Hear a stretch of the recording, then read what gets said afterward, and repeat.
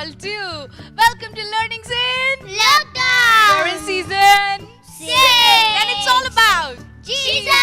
4 books, One story. So great to be with you all, and thanks Piggy and Bernie to see you guys. You're welcome. Okay, Piggy and Bernie, who's up for the game? Me, please. Let's do a quick test. Here are some questions, and I'm gonna have 3 quick rounds, and you have to answer them. Let's see who can do Okay. better or what kind of answers you may give. Very simple. Children, even you can give me the answers sitting at home. The first question is for Piggy. How many days do we have in a week? 7. Ah, that's right. He did it. All right. Bernie, how many days are there in a year? 365. That's right, 365. Okay. How many colors are there in a rainbow, Piggy? Red, orange, yellow, green, blue, indigo, violet. Uh-huh. 7. That's right. You did a great job. Is pink in a rainbow? No. Oh no. Okay. Bernie, which animal is known as the ship of the desert? A camel. That's right, Bernie. Why is it called as the ship of the desert? Because it lives in the desert. And it can live without water in the desert. That's right, Piggy. Oh. You said it.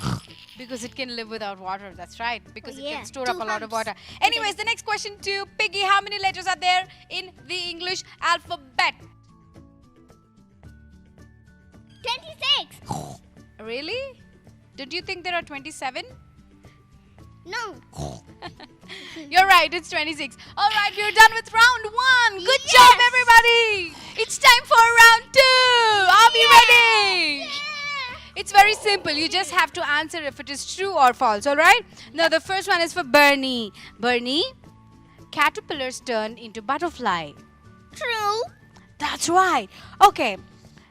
Piggy, an ostrich's eye is bigger than its brain. True. Wow! And from where did you get this brain? You're a pig! Okay, your turn, Bernie. Okay. Plants give us oxygen. True. That's right. Bubblegum contains rubber. True. Ah, that's right. Okay, Bernie, 8 o'clock in the evening is written as 8 a.m. False, false, false. What is it written? 8 p.m. Ah, that's right. Okay. All right, Bernie and Piggy, here we are in the 3rd round. You just have to tell me which does not belong. I'm going to give you a list of things and you have to pick out the wrong one that is fitting in, okay? Are we ready, Bernie and Piggy? Yeah. All right, here's the first one. Brinjal, potatoes, cabbage, chocolate. Chocolate. Yeah! All right, next one. Medicine, injection, ointment, laptop. Laptop. Woohoo! Okay, last 2 more. Okay, paper, poster, book, rug. Rug. Last one. Breakfast, dinner, lunch, photograph. Photograph. Oh, you did a great job, boy. Yeah. I see. You are fairly good students. All of this is good to get a good education, to get a good job and life here on earth. But then the Bible says that we are all students of a teacher. There is a teacher and that we ought to be good students. That is, we are all called to be disciples. And so, what does it take to be a good disciple? No clue. So let us learn what it takes to be a good disciple today. All right? Yes. So are we ready to learn more? Yes. Yes.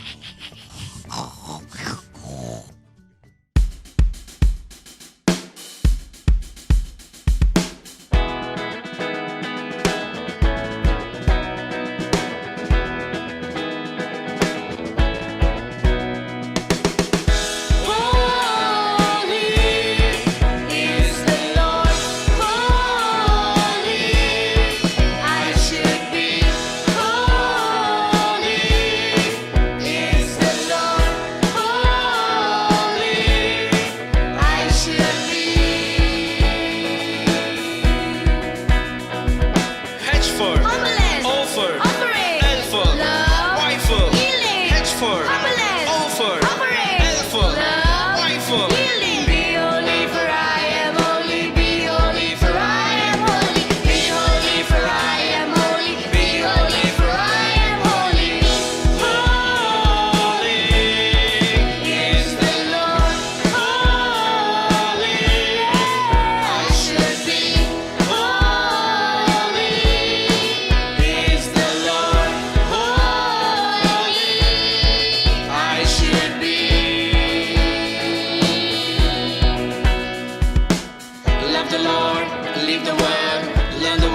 to be holy. Give your life, give your time, get on your knees to be holy.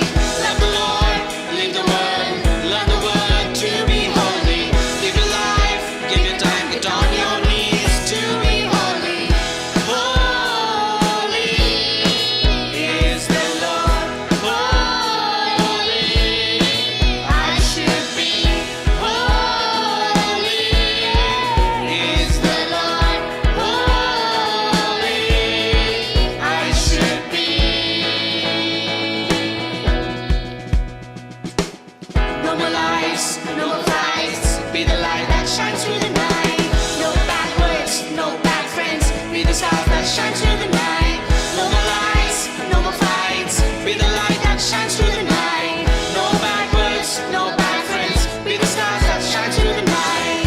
Holy is the Lord. Holy I should be. Holy is the Lord. Holy I should be. Hedgeford, Humbleness, Ophir, offering, Epher, love, Whitefoot, healing, Hedgeford, humbleness, Ophir, offering, Epher, love, Whitefoot. healing. Holy, for I am holy. Be holy, for I am holy. Be holy, for I am holy. Be holy, for I am holy. Be holy, for I am holy. Be holy, for I am holy.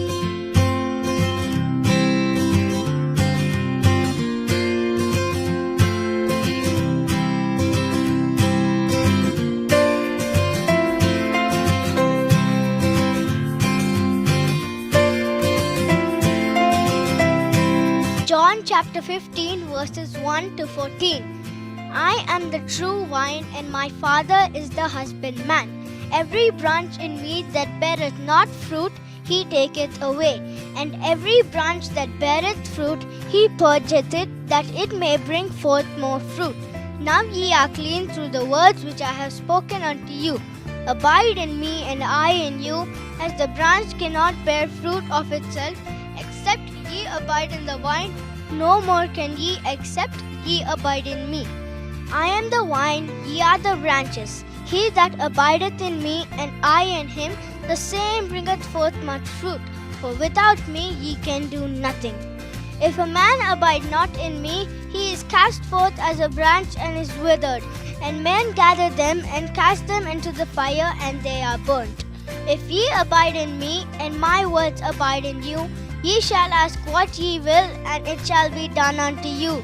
Herein is my Father glorified, that ye bear much fruit, so shall ye be my disciples. As the Father had loved me, so have I loved you. Continue ye in my love. If ye keep my commandments and abide in my love, even as I have kept my Father's commandments and abide in his love. These things I have spoken unto you, that my joy might remain in you, that your joy might be full. This is my commandment, that ye love one another as I have loved you. Greater love hath no man than this, that a man lay down his life for his friends. Ye are my friends, if ye do whatsoever I command you. Hey kids, it's time for Mark It Up! That's right, everybody.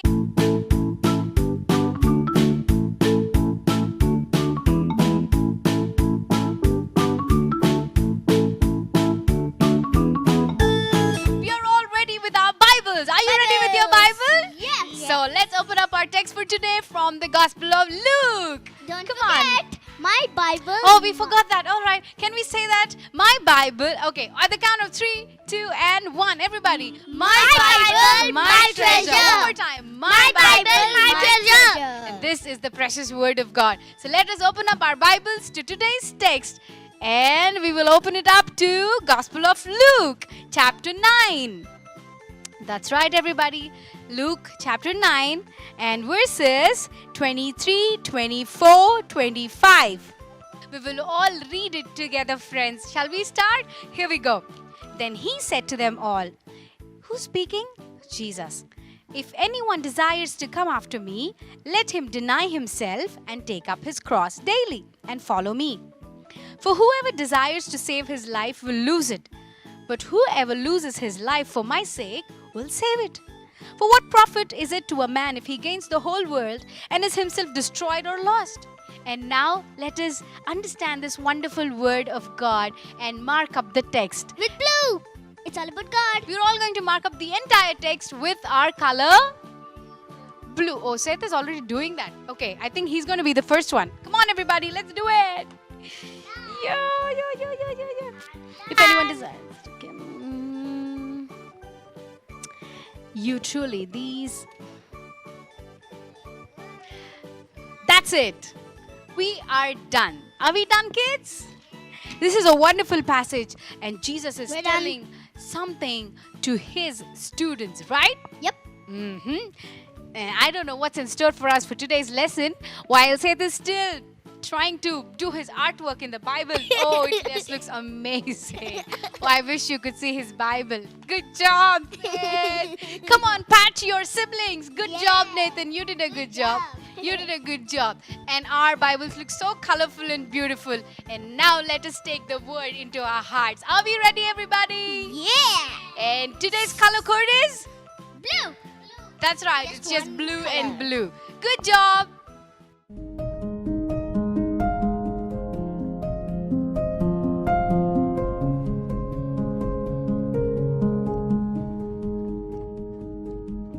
Hi there, children. I'm so excited to be with you once again. Thank you so much for listening so attentively. You know, Jesus is very proud of all of you, and I am so proud of all of you that you are following and learning more about Jesus. You see, children, if you are sleeping and suddenly somebody comes to us in the middle of the night and they just wake us up and they give us a ticket. And they say, your flight is in 10 minutes and you just have to go and board the flight. We'll be like, what? Where are we supposed to go? They'll be like, we are sending you on a vacation. Just go and board the flight. What will we be thinking? We'll be like, how can I go without my luggage or anything? You know, I need to pack things, or, you know, I need at least the essentials, right? At least 2-3 clothes and slippers and toothbrush or things like that. So I'm sure we'll be like, let me just quickly pack everything so that I can just go and board the flight. But imagine, children, we'll be packing everything, and by the time we reach the airport, the flight is already gone. And then we'll be like, what? Why did these people come give me this offer? And then now when I packed everything and I came, the flight is gone. What do I do? Then the person who is at the airport, what if he tells us, hello, listen, did you read the ticket carefully? And when you look at the ticket, imagine that it is written on the ticket, you do not have to pack any luggage. Everything that you want will be available at your destination. Just go and board the flight. How would we feel, children? It would be like, what? How did I miss this? How did I not read the ticket carefully? And why did I waste my time? It's such a golden opportunity. I missed it. We would feel so sad, right, children? You see, children, long time when Jesus was on this earth, we learned that he was baptized in the river Jordan. Should we also go and take baptism in the river Jordan? No, we don't have to, right, children? And he was being tempted by the devil, and then he overcame all the temptations. And though he was fully human, yet he stood in honoring God the Father in his life, the greatest example whom we have for us. So Jesus, when he was beginning to start his ministry, he was walking by the Sea of Galilee. Sea of Galilee is a very wonderful place. You know, history says, or the science says that there are a lot of fish which are available, nice freshwater fish which are at the Sea of Galilee. So when Jesus was passing by or walking by the Sea of Galilee, I'm sure he's just not walking by. He purposefully came there. But why did he come there? He came and he saw that there were two brothers, Andrew and Peter, or Simon Peter. Jesus said, Andrew, Simon Peter, come follow me. we see the words, immediately Simon Peter and Andrew left their fishing boat, their nets, their fishing rods or hooks or baits or whatever, that's everything they have, right? Because they are fishermen and they live by fishing, and the fish they get is what they sell in the market, and that is everything to them. But we see, children, that when Jesus said, Andrew, Simon Peter, follow me, I will make you fishers of men. Come follow me. Immediately, we see that these brothers started following Jesus. Wow, isn't it wonderful, children? This is recorded in all the Gospels. And further, when they walk a little further, Jesus sees another two brothers, James and John. They are also brothers. They were the sons of Zebedee. And they were busy mending their nets and taking care of all the stuff which the father had. And they must be pretty rich guys, because they also had servants with them. So, they were taking care of whatever they had. But then Jesus said, James and John, come follow me. I will make you fishers of men.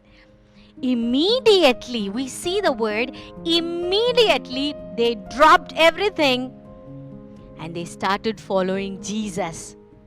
They even left their father to follow Jesus.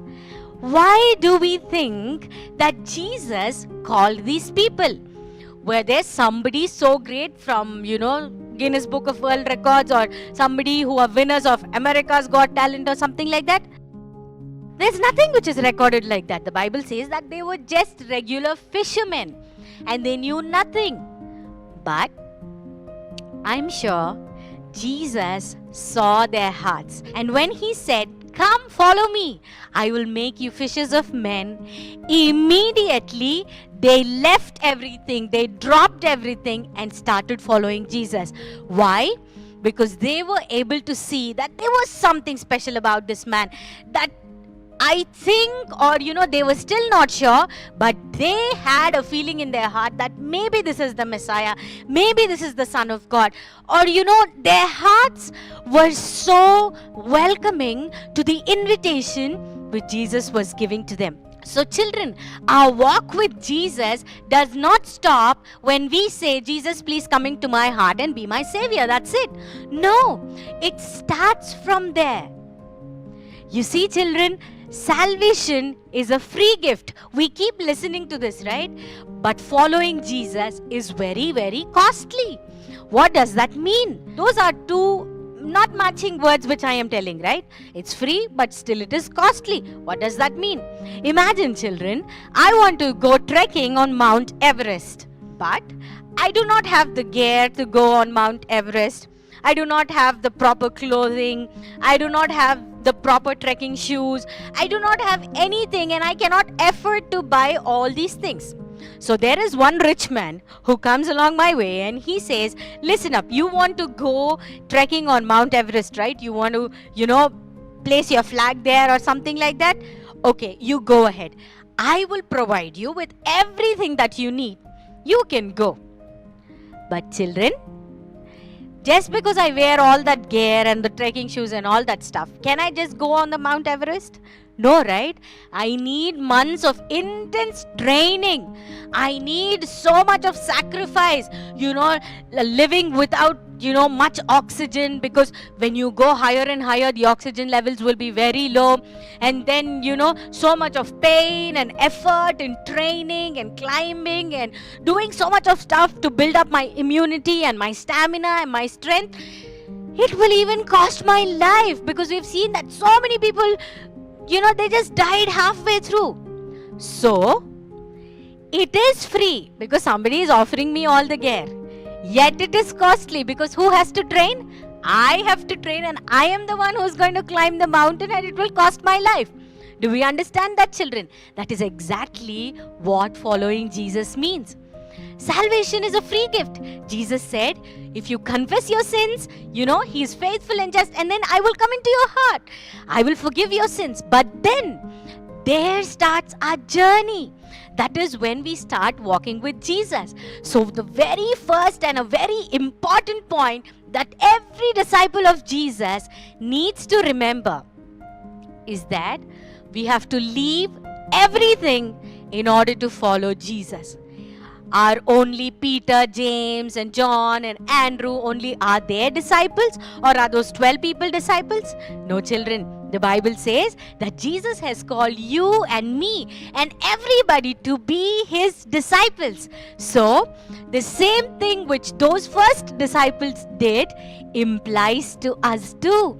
We need to drop everything. We need to leave everything. And Paul, the apostle, he knew this very well. That is why he said in Colossians that whatever I gained in this earth, I dropped everything down, because the suffering which I suffer for Jesus is more than what I have gained on this earth, and I don't consider it as gain.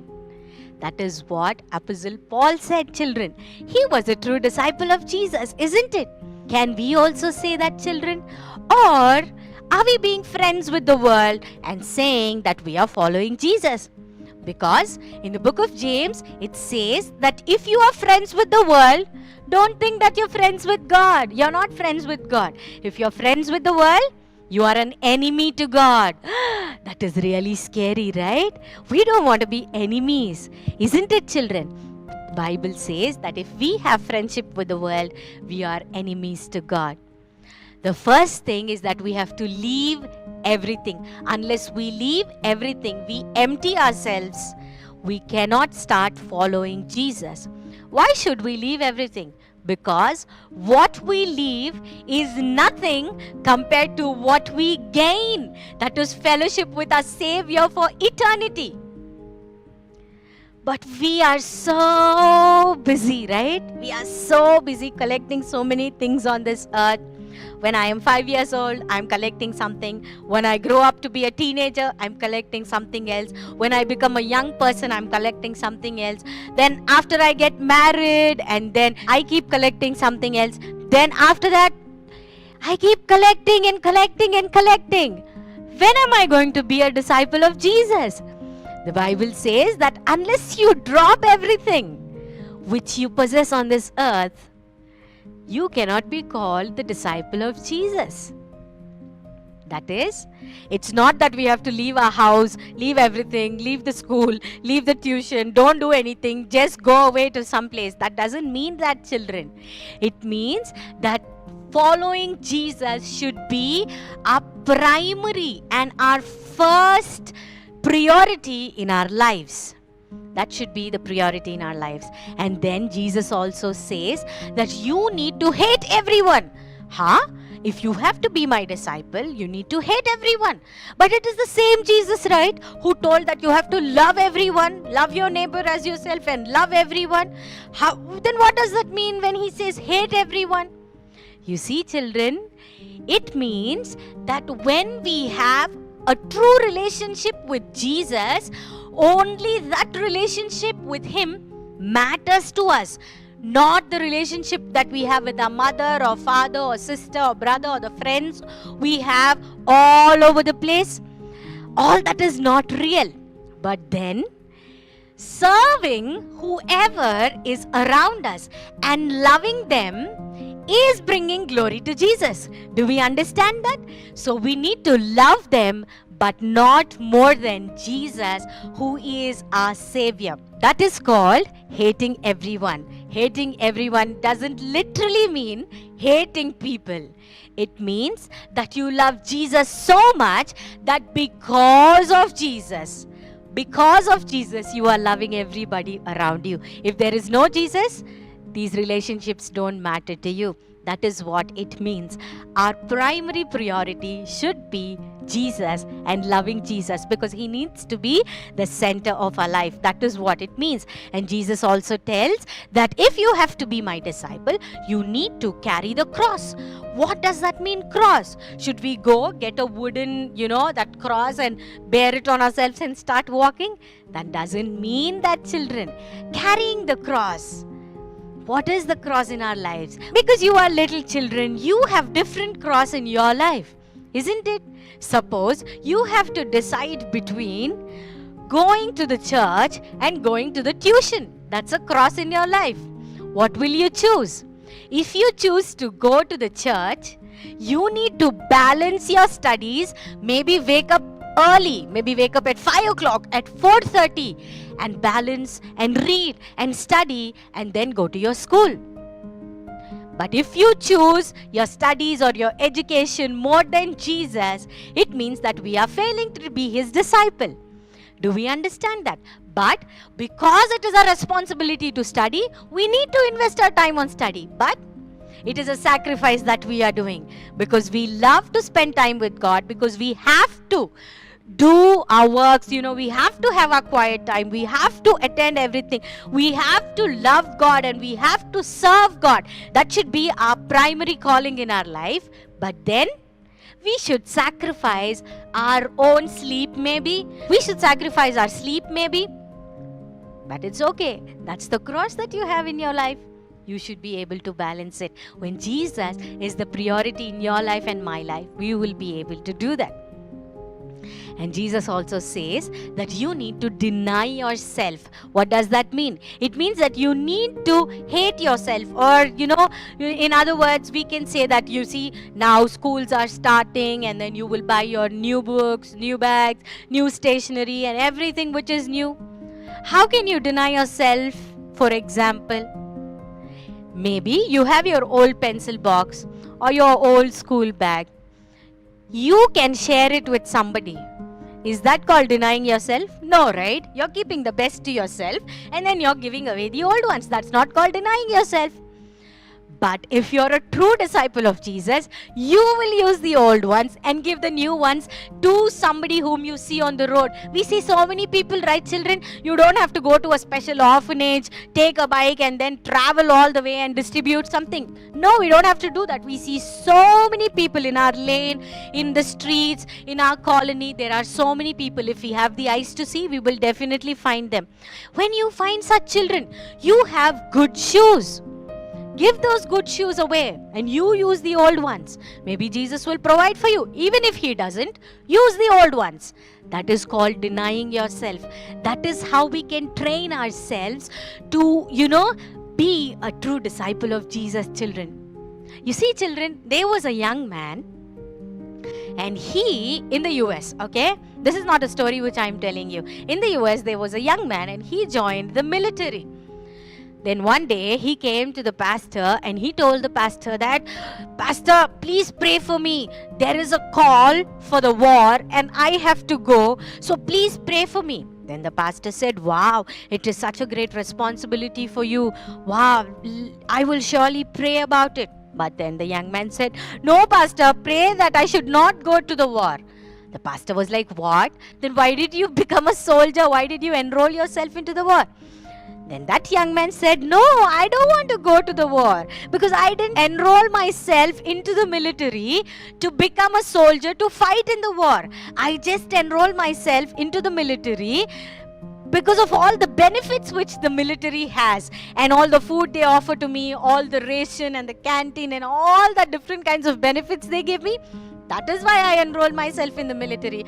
I don't want to go to the war to Iraq when US was, giving them orders to go and attack Iraq." That's what the young man said. Then this pastor was like, "Who would do that?" You see, children, we are all like that. If we say, "Yes, I asked Jesus to come into my heart, but I don't want to, go for a war." There is a person who is called as Mart Mikatlo. He said, "I observe different kinds of Jesus nowadays. One Jesus is a TV Jesus. What does that Jesus do? That Jesus gives you health, wealth, prosperity, whatever you want on this earth, a big car, everything that you see. TV Jesus will give you everything that you want. There is another Jesus. He is a movie Jesus. He's like, so dramatic and, timely dialogues and, with that face. He is a movie Jesus." That's a kind of Jesus that I observed. Then there is another Jesus, a DIY Jesus. Who is that Jesus? You all know what is DIY. What is that, children? I'm sure your parents don't understand the vocabulary that I'm speaking, but you do know very well, right? What's DIY stands for? Do it yourself. You're right. So, there is a DIY homemade Jesus. And this Jesus will just be there with us, sitting with us. But he will not do anything. He will not say anything. He will not instruct us to do anything. Jesus is just there at home. And he's customizable. Just like how we make things at home, like the DIY stuff that we make at home, we can also mold this Jesus into any shape and size that we want. There is also another Jesus who is called the Magic Jesus. And this Jesus, he does healings. And every time I go to Jesus and say, oh Jesus, I want this, clang, immediately he gives me this. And every time I say, oh Jesus, I want a big surprise egg. Oh Jesus, I want a huge TV to watch all my cartoons. And then this Jesus gives it to me right there in front of me. Jesus with healings and miracles and offers. There is another Jesus who is called as the loving Jesus. This Jesus will not be upset when you are sinning. This Jesus will not be hurt when you are moving away from him. This Jesus does not even care what you are doing with your smartphones, with your tabs, with your TVs, what you are watching, the kind of books or the novels which you are reading, the kind of stuff that you are doing with your friends. This Jesus is not bothered about anything. All that he does is loving you. You see, children, like that man, Mr. Matt Marklow, he said, all these Jesus does not match with the Jesus of the Gospels. Because the Jesus of the Gospels say, hate everyone, hate yourself, deny yourself, carry the cross, give away what you have. You live in poverty and give away the best to people. And it is very, very, very costly for you to follow me. This is what the Jesus of the Gospel says.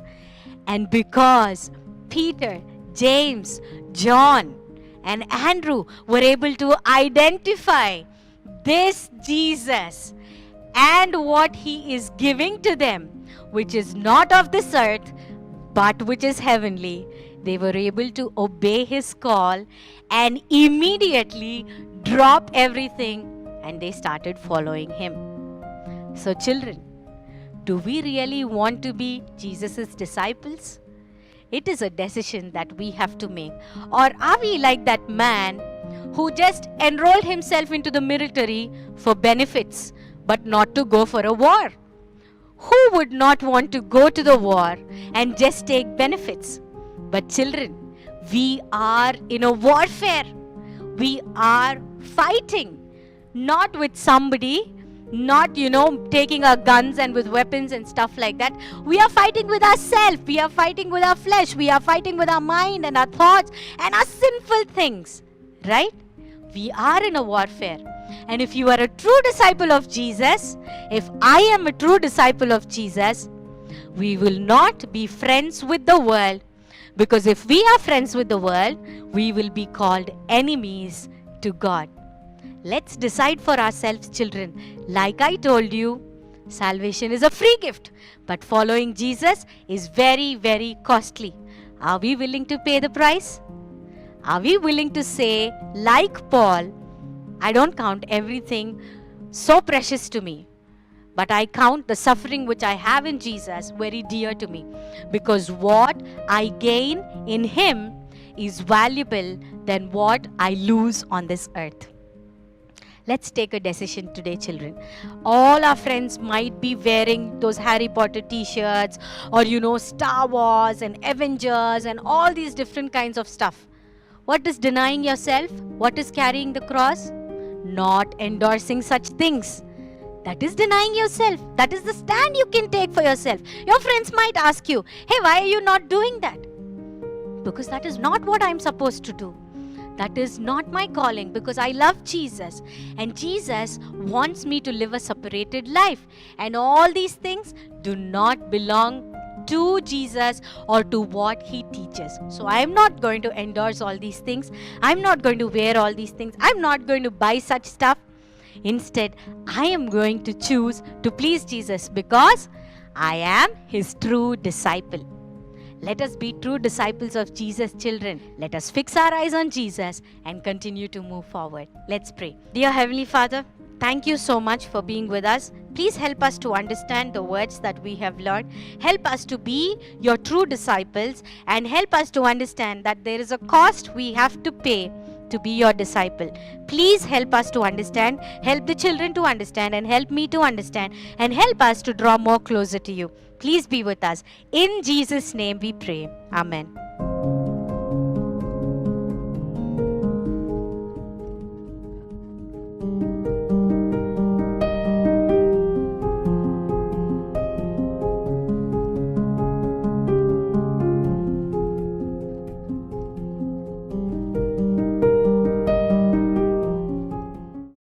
It's time for tea!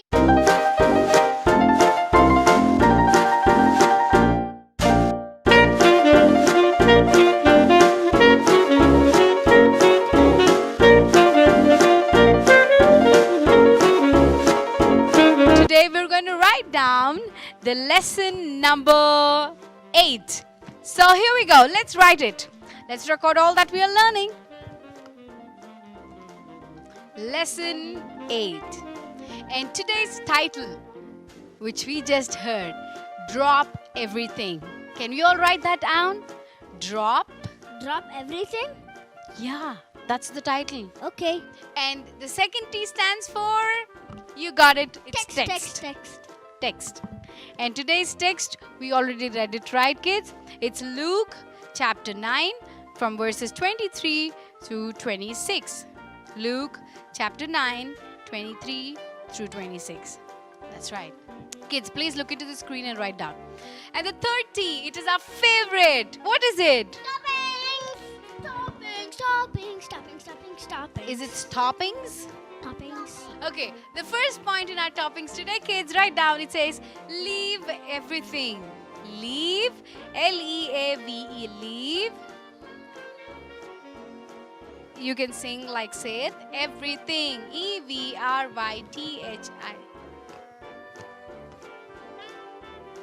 Everything. The second point, love Jesus first.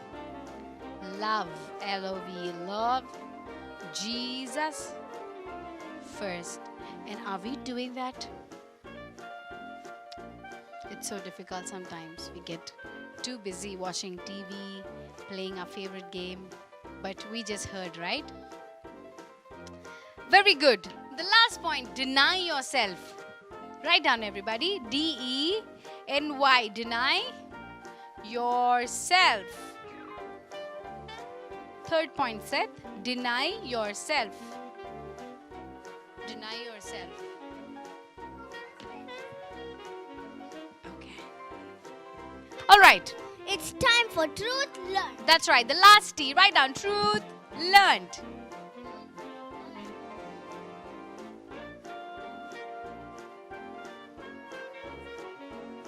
Some hard lessons we learned today, kids.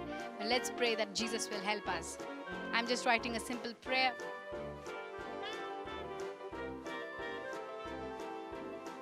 All right. So we're all done. Yep. You did a great job. Great job.